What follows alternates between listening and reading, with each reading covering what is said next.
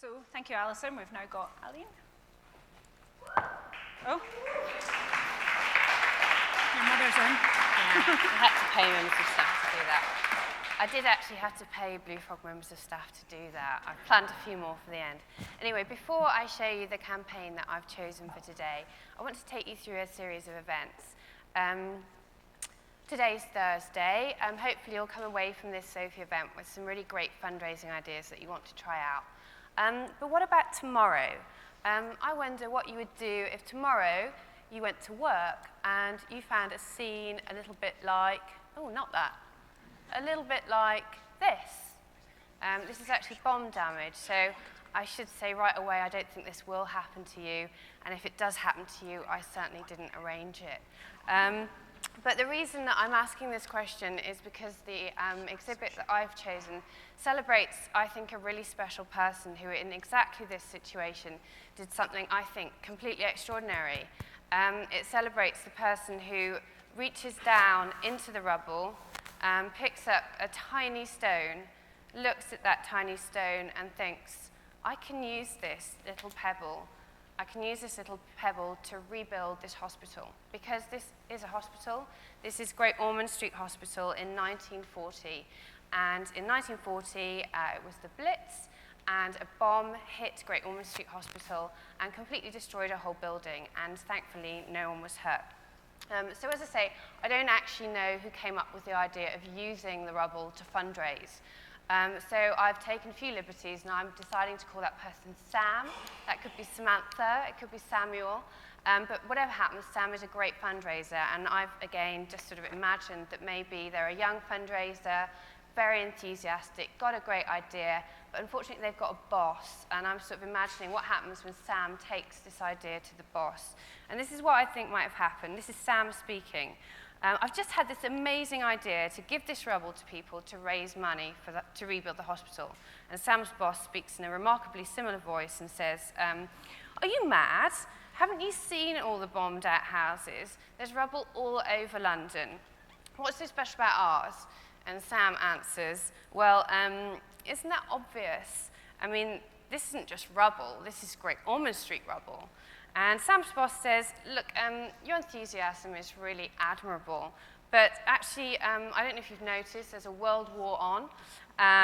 Actually, where would we even get any paper to run an appeal? There's paper rationing. So I think this is probably not a great time to launch a fundraising campaign.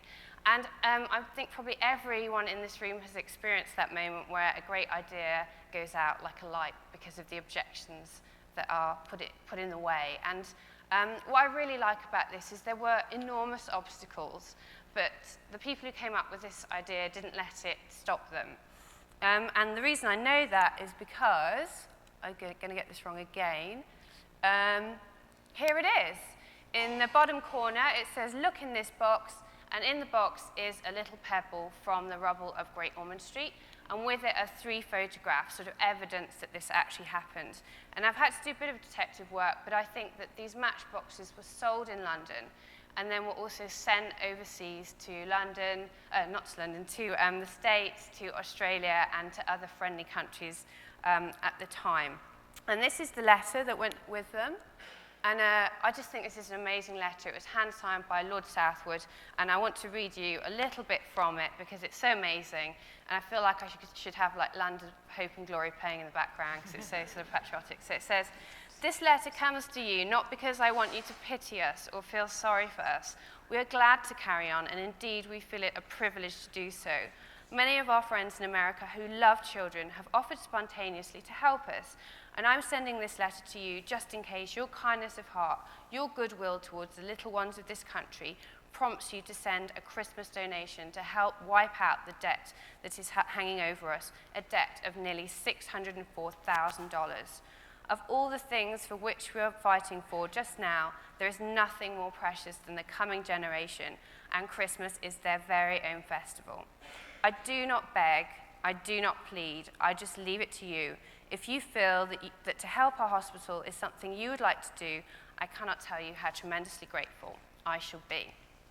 So here is the whole pack, and I just love it. It doesn't miss a fundraising trick.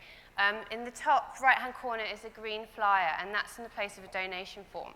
And it says on it, "Owing to enemy action, many letters and cheques have not reached us, and sometimes months elapse before either we or the sender becomes aware of this. So I'll tell you what, just put the money in our bank account, nothing more said, and you know, it's smart fundraising." So for me, it's less a case of, I wish I thought of this, but I wish everybody thought like this, because this is the power of fundraising.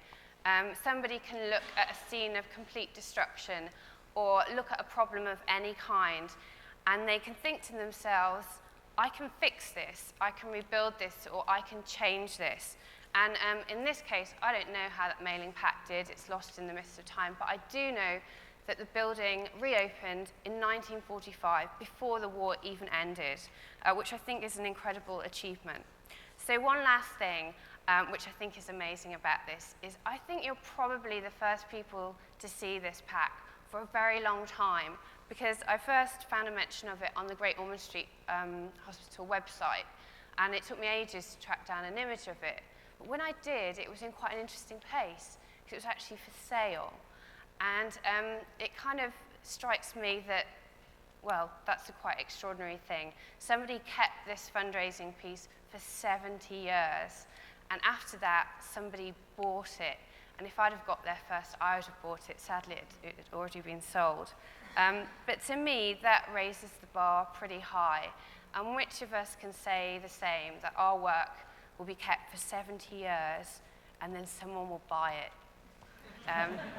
So if you want to read more, it's on the SOFII website, but that's it for me. Thanks.